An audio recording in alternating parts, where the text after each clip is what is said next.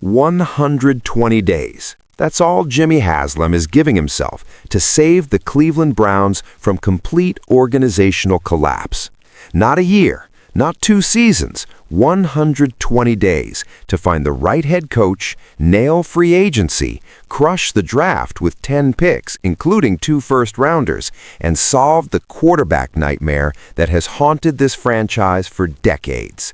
And at the center of this entire high-stakes gamble sits a 23-year-old fifth-round rookie who fell so far on draft night that even the league's top experts are still trying to figure out how it happened. Shedeur Sanders went from being projected as a top 2 overall pick to sliding all the way to the 5th round, where Cleveland finally pulled the trigger. Now, 7 games into his NFL career, with the Browns in complete reset mode after firing their 2-time Coach of the Year head coach, Sanders has become the most watched, most debated, most scrutinized young quarterback in football. The entire league is studying every throw, every decision, every single snap, because what happens with Shedeur Sanders over the next 4 months could determine not just Cleveland's future, but could reshape how NFL teams evaluate quarterbacks forever. If you want every single update on this massive Browns reset, on Shedeur Sanders' journey, and on whether Cleveland can actually pull off one of the most aggressive turnarounds in NFL history, hit that subscribe button right now, because this story is moving fast and you cannot afford to miss what happens next. Let's start with the moment that changed everything, because January 5th, 2026 will go down as one of the most dramatic days in Cleveland Browns history. The Browns had just wrapped up a 5-12 season, finishing dead last in the AFC North with an offense that was statistically one of the worst in football. And Jimmy Haslam, the owner who has now fired 6 head coaches since buying the team in 2012, stood in front of cameras at the Browns facility and did something remarkable. He didn't make excuses. He didn't blame injuries or bad luck or the schedule. He looked directly into the camera and said, "Ownership takes full responsibility for where we are, that winning 8 games in 2 years is horrible and totally unacceptable, and that it's not going to continue."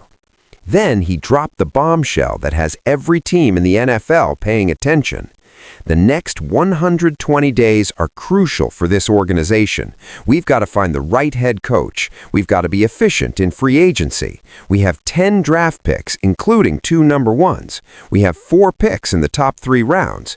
We've got to get really good players who are really good people. We are solely focused on having a great 120 days so we can start winning games around here. 120 days, 4 months to completely reset a franchise that has been stuck in dysfunction for over 2 decades. 4 months to turn a last-place team into a playoff contender. And the most fascinating part? Jimmy Haslam actually believes it's possible. He pointed to the Jacksonville Jaguars, who went from 4-13 to 13-4, winning their division. The New England Patriots, who jumped from 4-13 to 14-3. The Chicago Bears, from 5-12 to 11-6. The Panthers won their division despite going just 8-9 after being 5-12 the year before. Turnarounds happen every single year in the NFL, and Haslam is betting everything that Cleveland can be next. But to pull it off, he needs to solve the biggest question mark on the entire roster, the quarterback position. This is where Shedeur Sanders enters the story, and this is why the entire league is watching him so closely. Sanders wasn't supposed to be in Cleveland. He wasn't supposed to fall to the 5th round. Every single mock draft before April's selection process had him going in the 1st round, with many analysts projecting him as a top 2 overall pick. Mel Kiper Jr., ESPN's legendary draft analyst, had Sanders ranked as his number 1 quarterback in the entire draft class. He was so confident in Sanders that when teams kept passing on him, Kiper literally went on television and said the NFL has been clueless for 50 years when it comes to evaluating quarterbacks. The kid played 2 years at Jackson State, then transferred to Colorado to play for his father, Deion Sanders, and put up ridiculous numbers. He completed 74% of his passes, avoided interceptions better than almost anyone in college football, and demonstrated elite decision-making and accuracy. But something happened on draft night that nobody could explain. Teams passed on him. Once, twice, 3 times, 6 times. Cleveland had the second overall pick and traded down. They watched Sanders fall all the way to the 5th round, then finally made a move to trade up and grab him at pick 144. The speculation about why Sanders fell was brutal and never-ending. Some scouts questioned his mobility, saying he wasn't athletic enough to extend plays at the NFL level. Others pointed to his tendency to take sacks rather than force throws, arguing he was too conservative. There were whispers about character concerns, about his famous father's influence, about whether he could handle being out of the spotlight. But here's what nobody could deny. The kid could play quarterback, and Cleveland just got a potential franchise quarterback in the 5th round, while other teams spent first-round picks on players who might never start a game. It was either the steal of the century or a massive red flag that every other team in the league saw, but Cleveland missed. The jury was still out.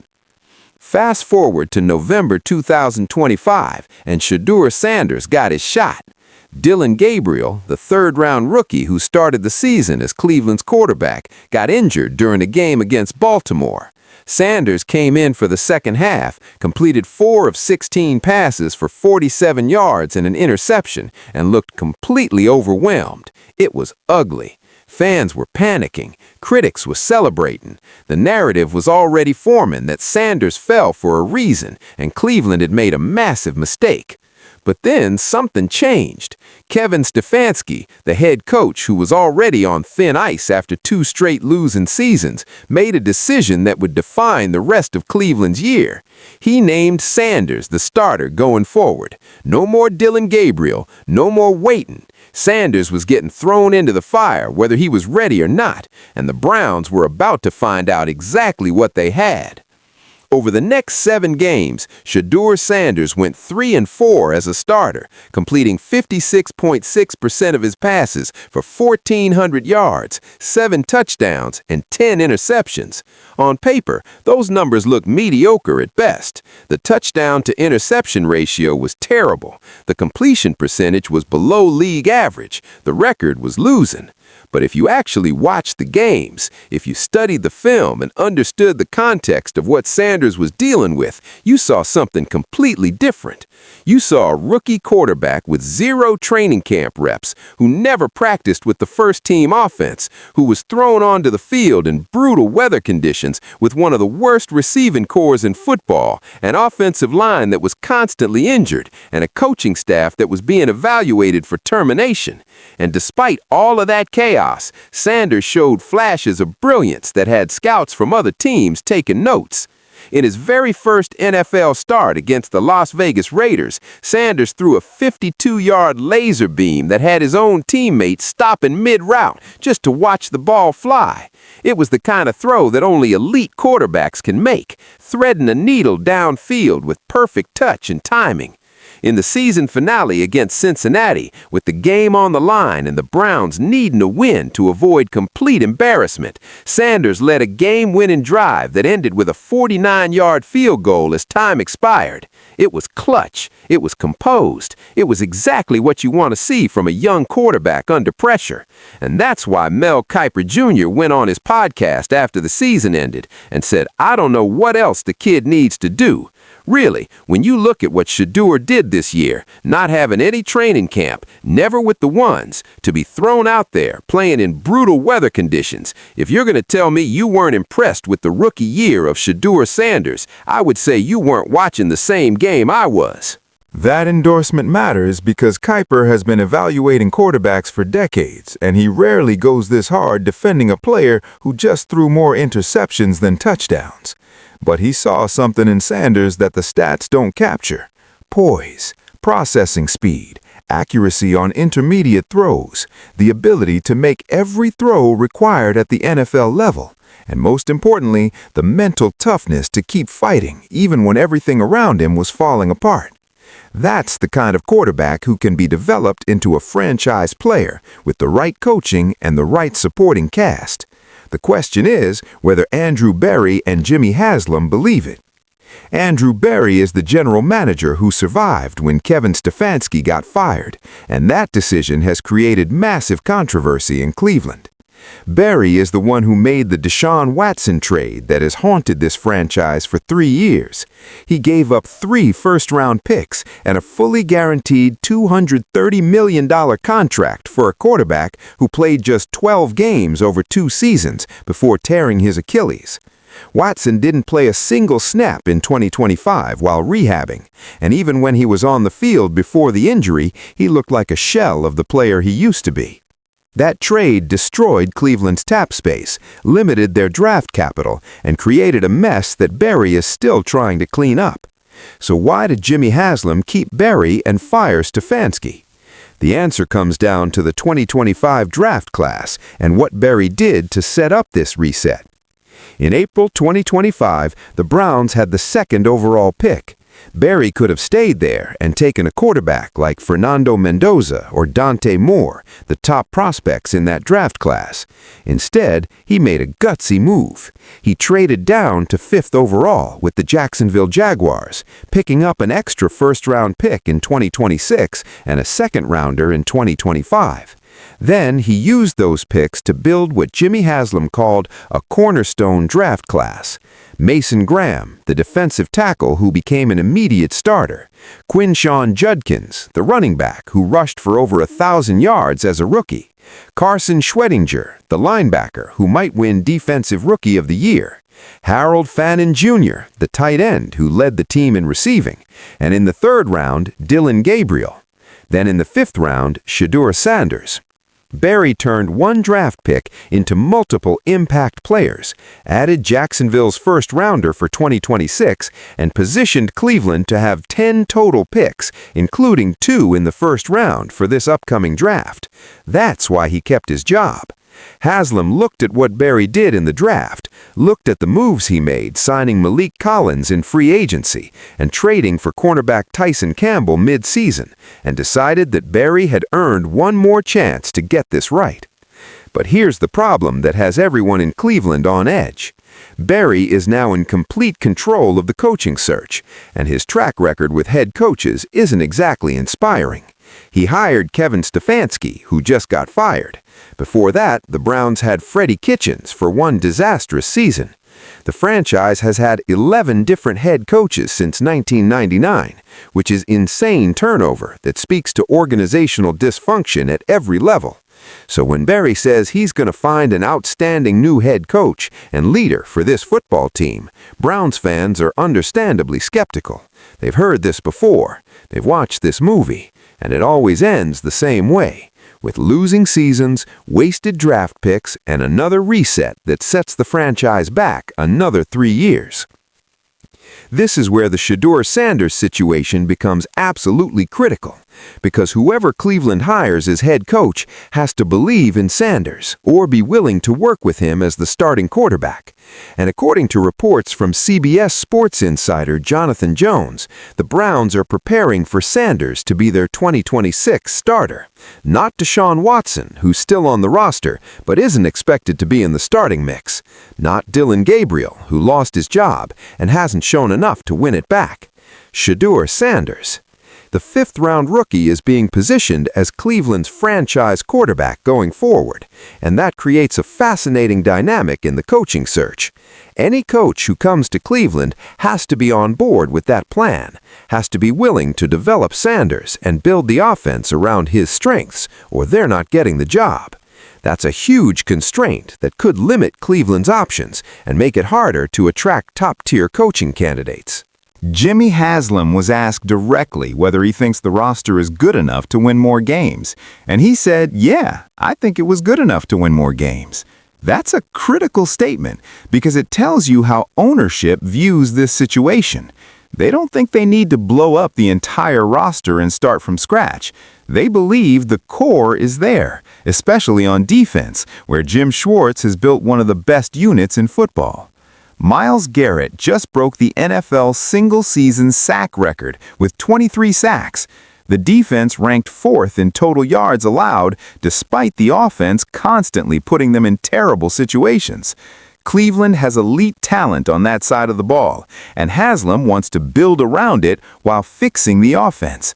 That means investing heavily in weapons for Sanders, upgrading the offensive line, and finding coaches who can unlock the potential that's clearly there but hasn't been developed yet. The 120-day clock is ticking, and here's what has to happen for Cleveland to pull off this reset. First, they need to nail the head coaching hire. The Browns have already started interviewing candidates. Jim Schwartz, their defensive coordinator, got a meeting. Tommy Rees, their offensive coordinator, who's only 33 years old, also interviewed. Todd Monken, who was Cleveland's offensive coordinator back in 2019 and is now running Baltimore's offense, is on the list. Dan Pitcher from Cincinnati, Aiden Durd from Seattle, all getting consideration. And then there's the name that has everyone talking, John Harbaugh, the longtime Ravens coach who just got shockingly fired by Baltimore after 18 seasons. Harbaugh is a Super Bowl winner, a proven leader, and he has Cleveland roots. The idea of Harbaugh coaching the Browns and facing his former Ravens team twice a year is the kind of storyline that would dominate NFL coverage for years. But is he the right fit for a team that needs to develop a young quarterback? That's the question Andrew Berry has to answer. Second, they have to dominate free agency. Cleveland will have ample cap room after clearing some contracts and restructuring deals. They need to go out and get legitimate weapons for Shedeur Sanders. The receiving core right now is one of the worst in football. Jerry Jeudy is solid, but not a #1 receiver. David Njoku at tight end had a down year. There's no true alpha pass catcher who can win one-on-one matchups consistently. If Sanders is going to succeed, he needs help. Cleveland has to sign or trade for elite talent at receiver and give their young quarterback a chance to show what he can really do. Third, they have to crush the draft. 10 picks, including 2 first-rounders, is a massive opportunity to add impact players. Cleveland has the 6th overall pick and Jacksonville's first-rounder, which is projected to be in the late 20s. They could package those picks to move up and take a quarterback if they don't believe in Sanders. Fernando Mendoza from Alabama and Dante Moore from Oregon are expected to be the top 2 quarterback prospects. And if Cleveland isn't sold on Sanders, they could trade up and take one of those guys. But that would create a quarterback controversy that could destroy the locker room and set Sanders' development back permanently. More likely, Cleveland uses those picks to build around Sanders. Maybe they take a dominant left tackle to protect him. Maybe they draft a game-changing receiver. Maybe they go defense and add more pieces to an already elite unit. The options are endless, but the decisions have to be perfect because there's no margin for error. Fourth, and this might be the most important piece, they have to figure out what to do with Deshaun Watson. Watson is still on the roster, still owed guaranteed money through 2030, and still technically an option at quarterback, even though nobody expects him to start. The Browns have an insurance policy on his contract because of the Achilles injury, but to collect on that insurance, Watson would have to play and then get injured again, which creates a horrific incentive structure that nobody wants to talk about publicly. The easiest solution is to just move on, accept the cap hit, and focus entirely on Shedeur Sanders as the franchise quarterback. But that's easier said than done when you're talking about eating over $100 million in dead cap money. It's a nightmare scenario with no good answers, and it's another example of how the Watson trade continues to haunt this organization years after it happened. The league is watching all of this unfold with intense curiosity because the Shedeur Sanders story has implications far beyond Cleveland. If Sanders succeeds, if he turns into a franchise quarterback after falling to the 5th round, it will force every team in the NFL to reevaluate how they scout and draft quarterbacks. It will prove that the combine measurables and the athletic testing and all the traditional metrics that teams use are missing something fundamental about what makes a quarterback successful at the highest level. And it will validate what scouts like Mel Kiper Jr. have been saying for years, that the NFL is clueless when it comes to evaluating the position, and that teams pass on elite talent all the time because they're looking at the wrong things. But if Sanders fails, if Cleveland gives him the keys to the franchise and he can't deliver, it will reinforce the skepticism that caused him to fall in the first place. It will validate the concerns about his mobility, his sack rate, his ability to make plays outside structure.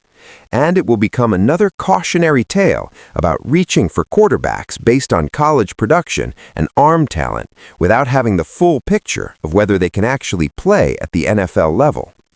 The stakes couldn't be higher for Sanders personally, for the Browns as an organization, and for how the league evaluates the position going forward. Right now, as of early January 2026, Shedeur Sanders is in the offseason.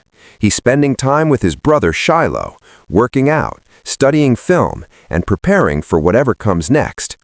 He knows he hasn't locked down the starting job.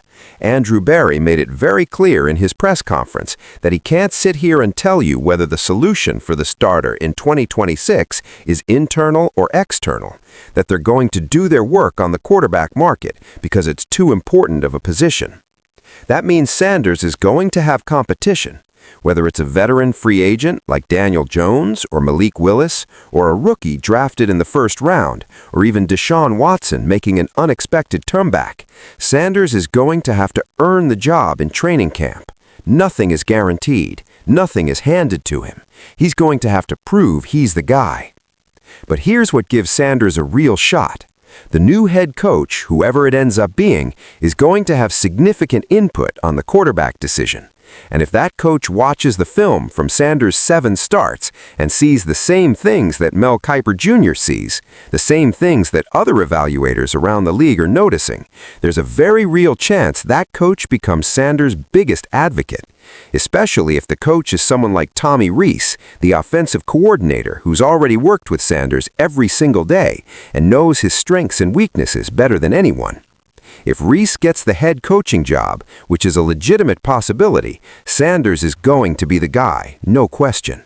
And that would create one of the most fascinating coach-quarterback partnerships in football, with a 33-year-old first-time head coach betting his career on a 23-year-old fifth-round quarterback who the entire league passed on. The Browns have been through this before, the constant coaching changes, the quarterback carousels, the promises of better days ahead that never materialize. But this time feels different because of the 120-day deadline that Jimmy Haslam has imposed. There's urgency here that hasn't existed in past resets. There's accountability, with Haslam taking full responsibility and promising fans a better product. And there's clarity about what needs to happen, with specific benchmarks and goals that the organization has to hit. Find the right coach, dominate free agency, nail the draft, solve the quarterback position. 4 months to get it all right, or face another lost season and potentially another full organizational overhaul that would set Cleveland back another half-decade. The other teams in the AFC North are watching this with great interest, because if Cleveland pulls this off, if they go from worst to first the way Jacksonville and New England and Chicago did, the division suddenly becomes a bloodbath. The Steelers are retooling, the Ravens just fired John Harbaugh, the Bengals are aging and might be at the end of their window. If the Browns catch fire with a young quarterback, an elite defense, and the right coaching staff, they could dominate the division for years. But if they fail, if this reset turns into another disaster, they're going to be stuck at the bottom of the division for the foreseeable future, while their rivals build dynasties. The national media is also paying attention, because Shedeur Sanders is one of the most polarizing figures in football. He's the son of Deion Sanders, which means he's been in the spotlight his entire life. He played at Jackson State and Colorado, 2 programs that became must-watch television because of his father's presence and the drama that followed them everywhere. He has millions of social media followers, endorsement deals, and a level of fame that most fifth-round picks never experience. And now he's getting a chance to prove himself at the highest level in a city that's desperate for success, with an organization that's betting everything on the next 4 months going perfectly. It's reality television meets professional football, and everyone wants to see how it ends. Here's the thing that makes this story so compelling. There's no obvious right answer. You can make a legitimate argument that Cleveland should stick with Shedeur Sanders, develop him for another year, surround him with talent, and see if he can become the franchise quarterback they've been searching for since they returned to the NFL in 1999. You can also make a legitimate argument that they should draft a quarterback with the 6th overall pick, that Sanders has shown enough red flags to be concerned about, and that you can't build a championship roster around a 5th-round quarterback who threw more interceptions than touchdowns as a rookie. Both arguments have merit, both paths have risk, and Andrew Berry and Jimmy Haslam have to make a decision that will define their legacies with this franchise. The pressure on everyone involved is immense. Jimmy Haslam has now owned the Browns for 14 years and has almost nothing to show for it. 6 fired head coaches, 1 playoff win, years of embarrassment and dysfunction. He's running out of chances to get this right before fans completely lose faith in his ability to run a successful organization. Andrew Berry survived when Stefanski got fired, but he's on borrowed time. If the next coach fails, if the roster doesn't improve, if they have another losing season, Berry is done. There's no surviving another disaster. He has to nail every decision over the next 4 months, or his tenure as general manager is over. And Shedeur Sanders, a kid who fell to the 5th round and is now being positioned as a potential franchise quarterback, has to prove that every team who passed on him made a massive mistake. The weight of expectations, the scrutiny from media and fans, the pressure to perform at the highest level, it's all on his shoulders at 23 years old. 120 days. That's all the time Cleveland has to figure this out. The coaching interviews are happening right now. Free agency opens in March. The draft is in April. By early May, we'll know if the Browns nailed this reset or if they're heading for another lost decade. And at the center of it all is Shedeur Sanders, the most watched young quarterback in football, carrying the hopes of an entire franchise and a fan base that has suffered for far too long. The entire league is watching, the clock is ticking, and the next 4 months will determine whether Cleveland finally ends decades of dysfunction and becomes a legitimate contender, or whether they're destined to remain stuck in the same cycle of failure that has defined them since they returned to the NFL over 25 years ago.